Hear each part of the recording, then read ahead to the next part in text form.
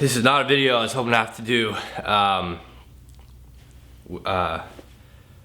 this soon or ever. I didn't really want to do this video ever. What's up, everybody? So today's video is a little different. It's kind of tough.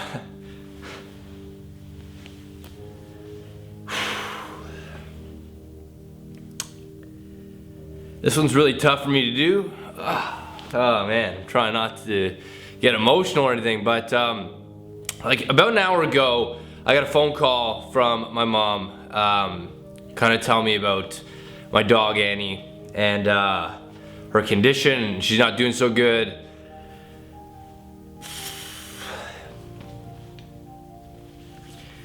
My dog Annie had a stroke last week. And so she was kind of at an animal hospital for a little bit. Now she's back home, which is great, but they just kind of got test results back from these kind of cysts or like tumors that she had in her body, and they came back cancerous. And from the stroke, she's not able to really walk all that well, or take care of herself all that well. So I just got a call like an hour ago. Man.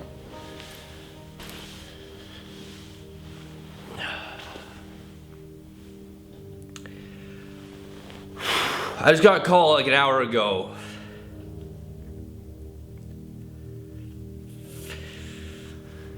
Saying that we have to put Annie down on Monday. And right now it's Thursday. So I'm flying back to Toronto. Oh man. I'm flying back to Toronto. One sec, sorry. Sorry. Woo, okay. So, I'm flying back to Toronto Sunday morning so I can spend the day with Annie, spend the day with her on Monday before we have to take her in. But I wanted to make this video. A lot of you are probably wondering why I'm making this video so soon after I just got the news and stuff like that. I think it's important as my role on YouTube and for why a lot of you guys watch me. I think it's important that I'm pretty transparent about certain emotions I go through. And maybe it can help somebody out there to give you tips on how to deal with it. And that's what this video is. This video is tips on how to deal with death. It's so dark and it's so not my topic or style of video, but I know there's people out there that have had it happen to them that close to home, whether it's a family pet or even a family member. So I'm hoping that through this video, through my experience, I can help some of you guys. So with me, it's my dog Annie. And Annie's one of the closest things that I have. There's nothing on this earth that I care more about than Annie. She's my best friend. The thing about dogs is they don't really have a choice. I mean, they're your friends no matter what. That's what she was for so many years. She was in videos growing up. The thing with dogs, or the thing about Annie to me, is that no matter where I went, wherever Annie was, that house was now a home. I knew this was gonna be difficult for me. When this happened, oh man, sorry. Woo. There's never a good time for it. I think the thing about Annie is that I still view her as this baby. She's my baby, and my baby's not supposed to have a stroke, you know, and she's still small, and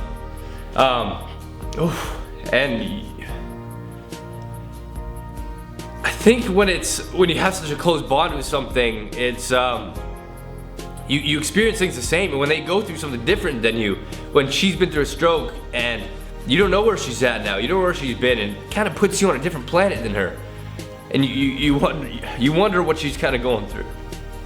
When you get a family dog, you sign on for moments like this, tough times like this, because it's gonna happen. So let's get into it. Here are some ways to deal with death. I think it's important to grieve. I think it's important to be sad, and it's okay to be sad. And if you don't be sad, I think you're only really bottling it up, saving it for a later time, and it's gonna only make you do something you may not do, or snap on people that you shouldn't be snapping on. It's important to go through this feeling of sadness or loneliness, and that's totally normal for a period of time. Tip number 2. Understand the situation. Sometimes when something happens, or when somebody passes away suddenly, or you get the news, you get confused and you're not sure why or what's going on. It feels like you're in a dream or feels foggy. It's important to understand it, accept it, and then find ways to move on from it. Tip number 3, take time away from stressful things. If there's something that causes you stress, it's probably good to be away from that, because I think death is the ultimate stress for anybody. I can't just leave my job, but maybe try and take some time off for a week or a couple days just to kind of regroup and kind of get a grip a little bit as to what's going on. This is a time you don't need more stress in your life. You've already got enough. Tip number 4, it's okay to cry. And I say that because crying is an emotion I think a lot of people, males in particular, try to stay away from because it takes away from their manliness or whatever. People definitely handle it differently, and some people handle it in a less emotional way. It's okay to cry. It gets your emotions out. It's real life. It's the release of emotion. Tip number 5, don't move on so fast.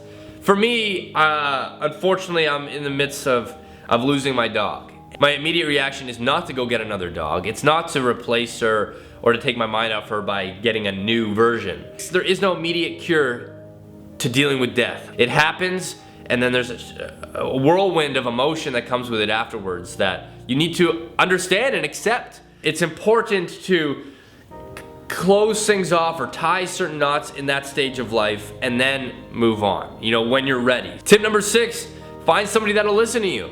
Find somebody that's been through it, talk to them and listen to them. In these times of death or of grieving, it's important to constantly move through the stages of emotion and not be stuck on one. And if you feel like you're stuck on one, then maybe get assistance from somebody else. You're supposed to be sad. You're supposed to grieve.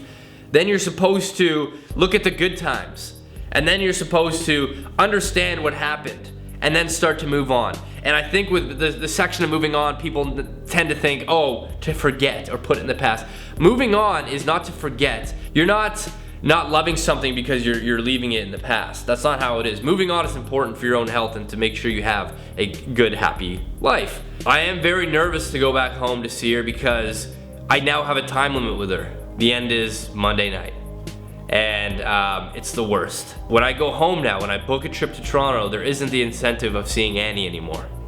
It's that's no longer a thing, which sucks. It makes me sad. It makes me very sad. But I think maybe not right now, but I'll start to realize that it's a part of life, and I'll move on from this. Maybe my uploads for the next week will be missed because I think I need kind of time to be sad. One last thing is my mantra with life is everything happens for a reason. And if ever there's something bad that happens to you, I tend to kind of plug that in and say, okay, why did this happen? What's the reason? And if I don't know the reason yet, maybe I'll know it in a year, or maybe I'll know it in a couple months. And that's the positive way of spinning anything. With Annie, I'm so lucky. I got 17 years with her, and she was the most amazing thing that's ever happened to me. I owe it to Annie for everything that she's done for me to do a video like this and to help others. And if this is gonna help you, then what Annie has done for me has been totally worth it.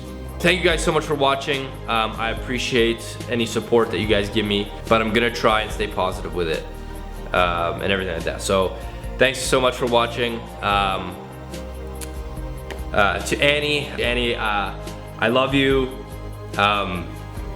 You've done a lot for me, and thanks for being my best friend. All right, I'll see you guys in my next video. See you guys there. Hey, there's my dog. Annie, how's my baby? I freaking love you. I love you. I'm coming over there to give you a kiss. Oh, you came back. Hey, you came back. There. I caught myself a cute beagle.